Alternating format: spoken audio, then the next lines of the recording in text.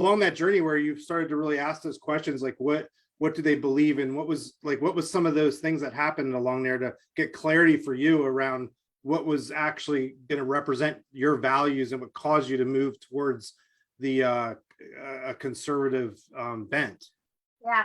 If I said junior in high school, pardon me, I meant to say a junior in college. Oh, College. okay. And now I grew up on a pig farm in southern Alabama. I grew up below the bottom rung of the economic ladder. I grew up in a home with no insulation, no running water, an outhouse in the back, and a well on the side. When I say poor, I mean we couldn't even afford the other O. We were just po.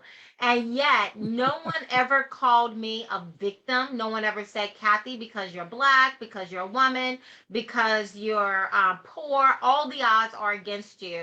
No one even said, Kathy, because you have the blood of slaves coursing through your veins, you're a victim. No one ever said that to me. I saw them working very, very hard. And so, so although there is that label, that phrase, if you're black, you must be a Democrat, the overwhelming majority of black people are conservative. I mean, I certainly grew up as a conservative. Hmm. The problem is conservatives, primarily Republicans, for whatever the reason, do not spend much time in these predominantly black communities. And so, therefore, you leave a vacuum where only Democrats are willing to go in. But certainly, as I grew up, I saw my family waking up early, going to bed late, taking care of their family, taking care of their community, very close knit community. So I grew up as a conservative, and yet I voted Democrat.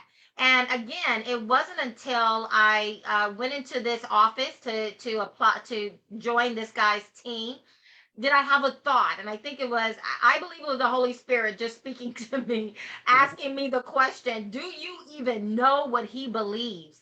And when I was presented with that, and I was sitting there trying to think, well, what does he believe? I couldn't think of it, which then goes back, well, why are you sitting in here? But again, that was the seed that was planted that started me to watching what these politicians profess and what they claim and how those policies actually show up in communities where I specifically was living within the black community. And if you look at their policies and their ideas and how they actually show up in reality, they suck. And so it's nothing good about it. They leave black people broken, and bruised with a ton of Mhm. chaos following behind them. And so for me, watching that, looking at that, understanding how the world works, it became a no-brainer for me. Wow.